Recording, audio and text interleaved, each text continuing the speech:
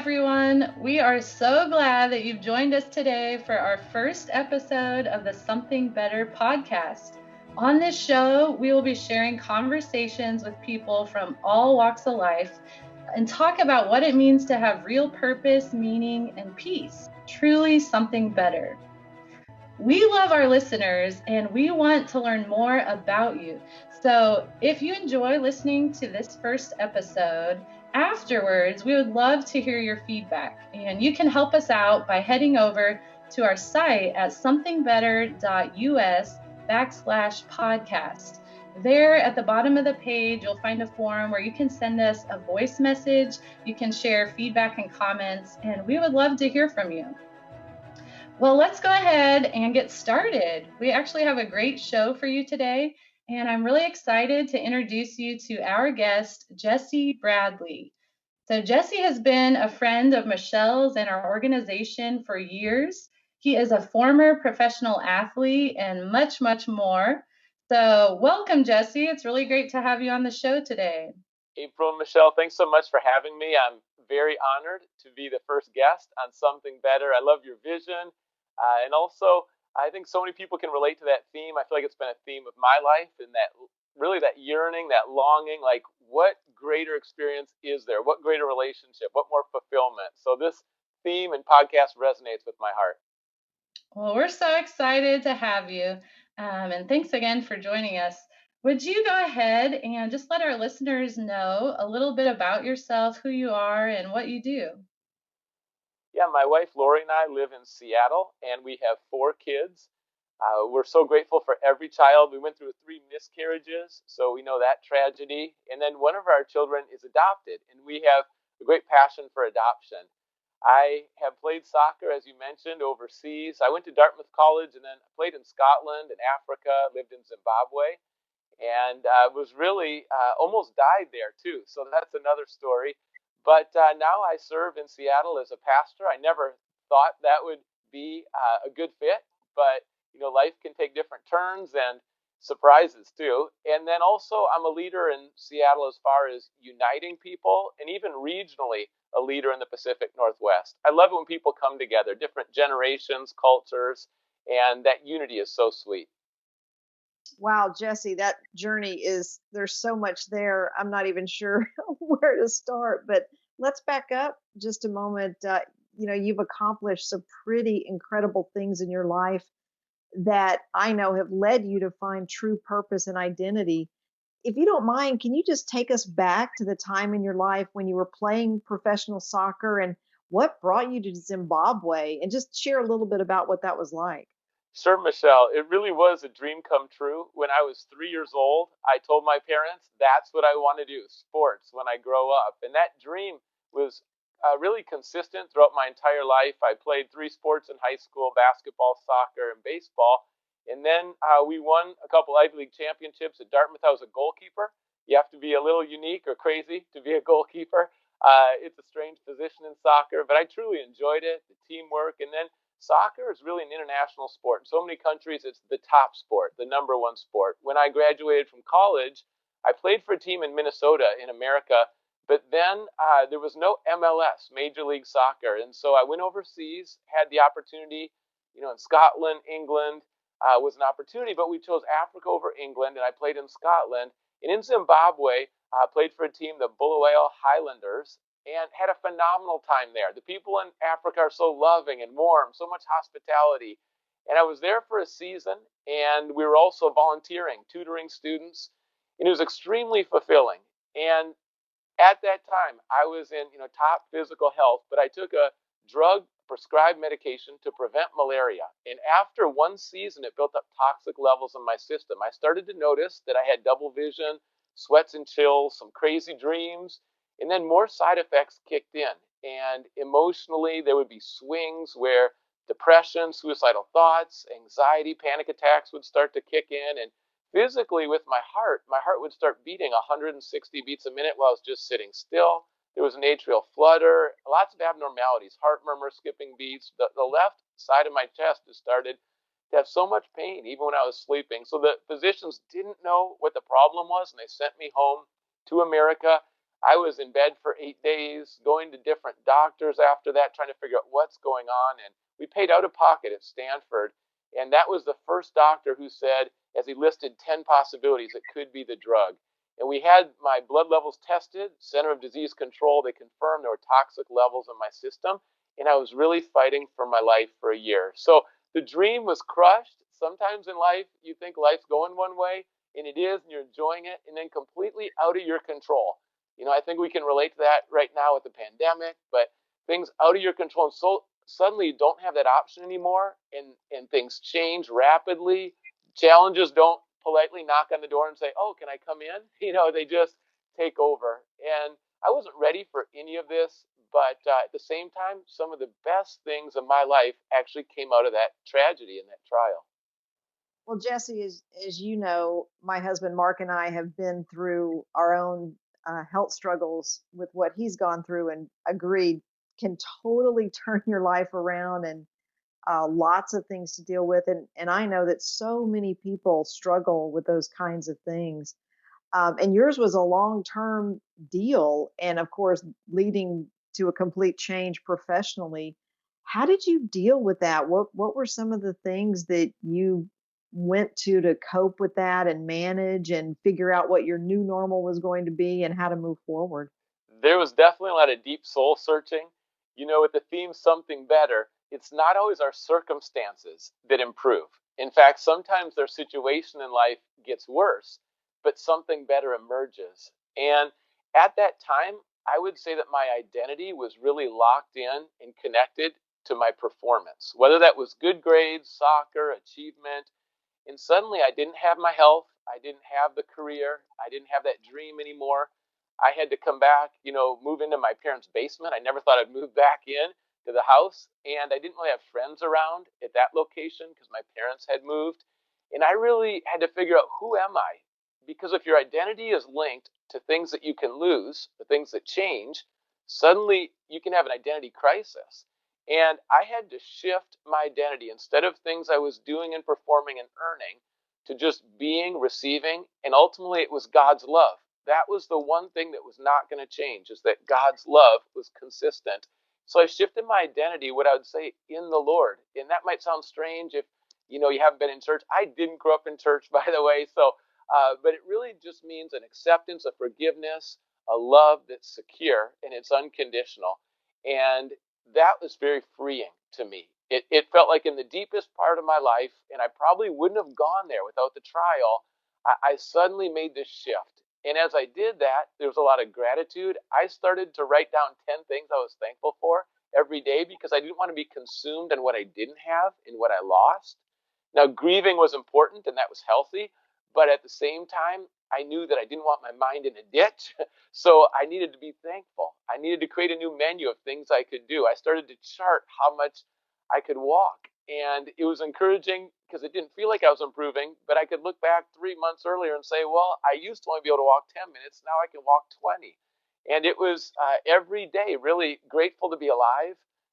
And with that, I realized, if I'm ever in my right mind, if this drug clears out of my system, if I'm physically healthy, if I could use my talents to help other people, it would be a gift, because it was nothing I could force. I couldn't just see my whole life. My coping mechanism was more of persevere, do better. And I just didn't have the resources or the health to pull that off. And so I needed to learn how to grieve, how to find that new identity, how to be thankful, how to be patient, and really give my burdens to God in prayer. And that was something new for me as far as praying goes. I just carried so much myself, and I realized I can't carry all this anymore. There's got to be a better way to cope. And learning how to release some of that and trust God in new ways. That was part of the journey, physically, emotionally, spiritually as well. Those were different pictures of what was happening in my life. It sounds like, though, and I know this is something I struggle with, most people struggle with. It sounded like it was a sudden shift for you. But I'm imagining it wasn't, that things had to happen over time. Or was it? Was it a sudden, okay, I'm going to just trust God and go forward with this? Or was it a bit of an up and down, dealing with the emotional side of things and trying to bring yourself back? How did you work through that? And I'm just curious, what brought you to that point? Obviously, you'd been struggling with this for a while. What made you finally say, "All right, I'm just done"? Yeah. Pain has a way of getting our attention. C.S. Lewis says it's like a megaphone that will arouse a deaf world. And sometimes it's pain that drives us to change. For me, it was sudden and it was also very gradual. The recovery took 10 years. And if anyone has had a chronic illness or has had to wrestle with a condition and you can't just change it, it's not a quick change, you can't just flip the switch. You know what it's like day in and day out to try to move forward. And the recovery is not linear, it's not this happy progression. It's more like you take a couple steps forward and then all of a sudden symptoms kick way back in. And so it's an up and down ride. It's a roller coaster ride. And I just knew that I couldn't stay in denial. I couldn't force my way forward, that it was going to be a path of reliance. And it doesn't mean that I was passive. I was still doing everything I could in terms of physical recovery, seeing every doctor to treat every symptom. I mean, everything within my power, I was all in. But at the same time, there was really a lot out of my control. And if you're someone who really likes control and results, or you even have a temptation to control people, there's going to be situations in your life where you just know they're out of your control. And that led me to some new coping mechanisms that just weren't part of my family history or my personal history too. But they are so healthy. And it's not until you try what doesn't work enough times that you finally say, okay, what's the other option? Because it really wasn't on my radar, and it was a new path to walk down. So, Jesse, I know you mentioned you didn't have faith growing up, or you said you didn't go to church and you didn't have maybe a lot of close relationships through this process. So, I'd love to hear, was there someone in your life or something that really just kind of pointed you towards this path to faith in Christ? How did you kind of discover that this was the path that could really help you figure out your true identity? It's a great question, April. I would say when it comes to ice cream, Baskin Robbins has 31 flavors, and our family spiritually was kind of like that. We had people who were ex-Catholic, active Catholic, agnostic, atheist, Jewish, rabbi. I mean, the full spectrum. And I really grew up not wanting any of that. And my focus was sports and grades. When I got to college, I signed up for a class, Introduction to World Religions. I was not seeking God. I didn't really believe in God, but I started to read the assigned material. It was the first time I read religious texts, first time I read the Bible, and to have it laid out, like, what are all the choices? A lot of people are thinking, okay, I know I'm spiritual, or I'm interested in spiritual things, but what are the choices? And analytically, starting to think through the different religions. Okay, is God personal or is God a force? Well, I think God's personal. And you look around creation, you get hints that God is intelligently designed this world. He's powerful. He exists. And then if there's one God, there was three choices, and that's Judaism, or being a Muslim, or being a Christian. And they have some things in common in terms of some morality, treat your neighbor like you want to be treated. But there's some real vast and extreme differences that with intellectual integrity, I couldn't say all of them are true. Like, you have to make some decisions. And Christianity caught my attention because instead of striving and earning and trying to be good enough for God's love, it was about grace, an undeserved gift. So that was different. And then I realized that the other faiths reject that Jesus is the Messiah and that he's risen. And so I had to make a decision. Is the resurrection real? Did Jesus back up his promises? Is this claim to be God really true? And I didn't believe that right away. So I got into the evidence, spent a year just reading the Bible, met a Christian for the first time, asked hundreds of questions. He was kind of shy and maybe a little scared to talk to me, but he was the first Christian I ever know that just started to share a story and share with me. And he was patient, and it took me a whole year. I was going to kick the tires because, if you're making a big decision in your life, you really want to check, measure twice, cut once. You really want to check, like, is it solid? If I'm going to follow Jesus, then I need to know he's reliable. And that was a process for me. But my sophomore year, I made that decision. Greatest decision in my life. Simply just joy that I never had. See, I had success on the outside with soccer, with achievement, with good grades, Dartmouth colleges, an outstanding school, we were winning Ivy League championships. I couldn't figure out if all those boxes that I thought you would check and be happy on the inside, how come all my goals are being met and I still feel this emptiness? And when I decided to follow Jesus and receive his love, it was like that deepest place, that deepest thirst. Jesus says he has living water that can satisfy that deepest thirst. And that's exactly what happened to me. And my family was shocked. I didn't know how to tell them, but I had to be authentic. And when you discover something so good, when we taste and see that it's so good, you just want other people to know. And I just had that passion for the last, ever since college. And it's just been an authentic part of my life where I'm not ashamed. I don't want to be pushy. I'm not trying to force anyone. But that's my story, and that's how my life was truly changed. I love it. You're obviously a walking example of somebody who's like really in search of true identity, what the meaning is in their life, what does happiness look like, and you went on this path to discover it and have come to the decision that you wanted to be a follower of Christ. So I know a lot of our listeners are probably experiencing several of the things you mentioned, a lot of the struggles you've gone through. So just speaking to them, if they're in the midst of a really challenging situation right now and just really struggling, trying to figure out which direction to go, what would you say? What's kind of like a first step that you would really offer to them to kind of help find their way? Yeah, I truly care about everyone that's listening. I'm honored that you take the time, and I know what it's like to be really low in depression, have suicidal thoughts. I know what it's like to have anxiety and panic attacks and just wonder, am I going to have like a clear mind? I know what it's like to have professional sports and your dream come true. That's part of my story, or to have success, or people think on the outside that things are going really well, but there's a different story on the inside. And I just want to encourage anyone that's listening that you don't have to get all cleaned up. You don't have to get all religious.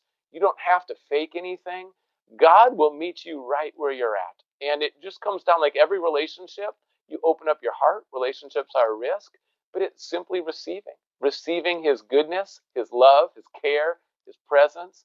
And you'll just never have another love that matches this relationship. And everyone discovers it themselves. Everyone makes their own decisions.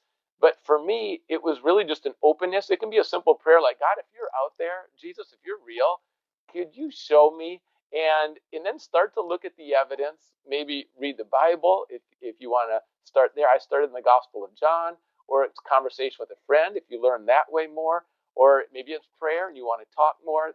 There's a lot of ways, a lot of great books.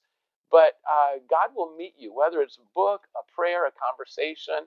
And when his goodness is revealed and his love is revealed, I just encourage you, don't let those walls of resistance stop you from enjoying the relationship. And life is about relationships. That's true with friendships, family, with God, that the quality of our life comes down to the quality of relationships. And Jesus says he has an abundant life, an incredible relationship that he wants to have with all of us. And that's not earned. He did everything, died on the cross, risen. We're the recipients, and we're so grateful that we don't have to play that performance or religion game of trying to, impress God or be good enough and clean enough. He'll come right where you're at and meet you there.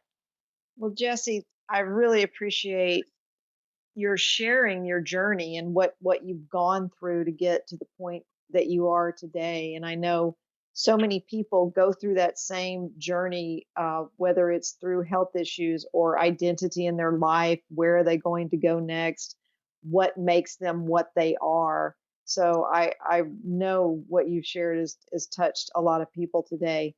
We always like to ask every guest to share something from the Bible, uh, a verse or a passage that might be encouraging to people, or maybe your favorite one that's just important to you. And if you don't mind doing that, we'd love to have you do that and maybe tell us a little bit about why that it's important to you. Sure, Michelle. John 3:16 stands out. Like I mentioned, the first book I ever read in the Bible was the Gospel of John. And John 3:16, maybe people have seen it in a stadium or on a sign before. And it's, for God so loved the world that he gave his one and only Son, that's Jesus, that whoever believes in him will not perish, but have eternal life. So that's peace with God, heaven, eternal life, but also a relationship right now that's 24/7. And what I like about that verse is that love sacrifices. Sometimes we think, well, love's just a feeling or a notion. No, God demonstrates his love, and it's through a sacrifice. Love always includes a sacrifice. And when someone sacrifices for you, you realize it's a gift. It's out of this incredible compassion, and that's how God sees us. So that verse always reminds me there's a security that lasts forever, but there's also a sacrifice, God's humility, his grace, and it's not earned. And so that's always been a verse that I've just gone to in so many different life situations and kind of grounds you. It's kind of like a North Star. I think there's a reason you see it on signs referenced at stadiums, because it has that special meaning for so many people. Hey, Jesse, I know you are on Facebook and other places. If you don't mind sharing, where can listeners connect with you online? Yeah, I'd love to connect on social media. So yeah, definitely Facebook, Twitter, Instagram. And then also I have a website, jessebradley.org. And I welcome just any comments, conversations. I'd love to connect with people who are listening today. Well, and we would love to have you back to share more. I know there's so many stories. Having gotten to know you over the years, there's a lot of things that I think would be very interesting and encouraging to people. So thank you so much for joining us today, though, for the first podcast. Definitely. I look forward to listening to this podcast and hearing more people's stories, too. I know you're going to interview a wide range of people, and it's going to be awesome. So keep up the good work. Thanks, Jesse. Jesus truly is something better, the answer to our search for meaning and identity. He can bring real purpose and joy to your life. We'd love to help you get to know him. So connect with us online at somethingbetter.us/podcast. And if you're ready to begin a relationship with him today, just click the Learn More button. On our site, you'll also find previous episodes, and you can share your feedback with us in a voice message. We release a new episode every 2 weeks, so be sure to subscribe on iTunes, Google Play, Spotify, or wherever you listen. Did you enjoy today's episode? Do us a favor and take a screenshot of the episode on your phone and tag us on Instagram at @FindSomethingBetter. We'd love your help sharing this great content with others. Thanks for joining us on the Something Better podcast today. See you next time.